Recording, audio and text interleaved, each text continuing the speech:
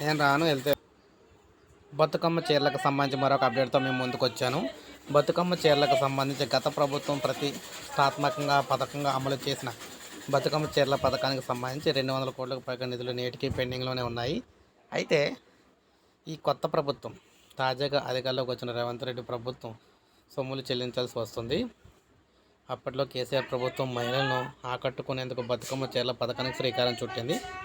అప్పట్లో రాష్ట్ర వ్యాప్తంగా ఈ పథకానికి అర్హులైన వారిని ఎంపిక చేసి ఇంటికో చీర చొప్పున పంపిణీ చేసింది. అది కూడా కొన్ని చోట్ల వివాదాలకు దారితీసిన విషయం అందరికీ తెలిసిందే. మొత్తంగా ఈ పథకం కారణంగా అటు రాజకీయంగాను అటు పారిశ్రామికంగాను చేనేత కార్మికులు మేలైతే జరిగిందని గత ప్రభుత్వం పథకాన్ని అయితే అమలు చేస్తూ వచ్చిందనమాట.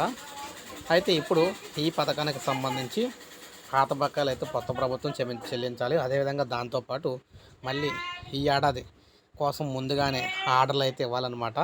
మరి ఈ ఏడాది బతుకమ్మ చీరల పంపిణీ ఈ పథకం ఉంటుందా ఉండదా అని చెప్పేసి రేషన్ కార్డు లబ్ధిదారులందరూ కూడా ఆతృతగా ఎదురు చూస్తున్నారు.